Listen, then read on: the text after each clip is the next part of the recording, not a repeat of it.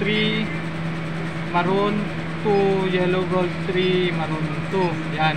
Tapos enter. Yan. Para lumabas yung kulay na sinet mo, tanggalin mo siya ulit. Tapos balik mo. Ayan. Yan. Yun na. Tapos ngayon, isa-set natin siya sa tigli 5-5, di ba? Tanggalin mo siya ulit. Tanggal ulit. Pindot dito sa image. Select design. Assign na yung TSU. Click mo yan.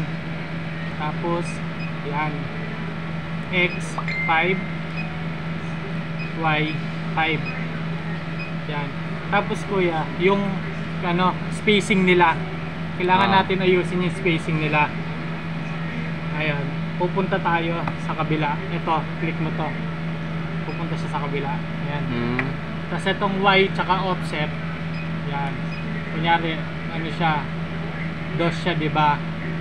Ito kasi, sukat to ng nung malaki. Yung 2.75. Tapos ngayon, try natin siya gawing 65. 65.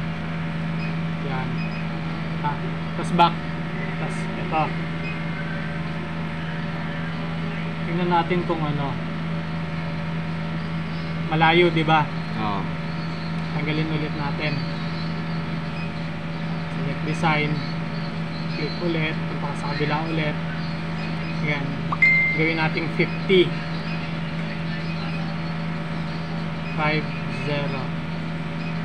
Escape. Balik doon.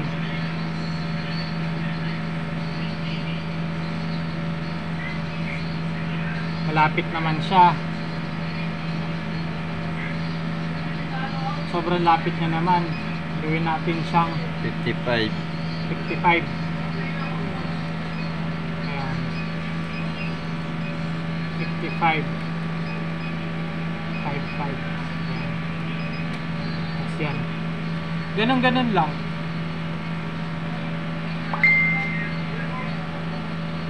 Pag malapit to, 60 to, sarado na.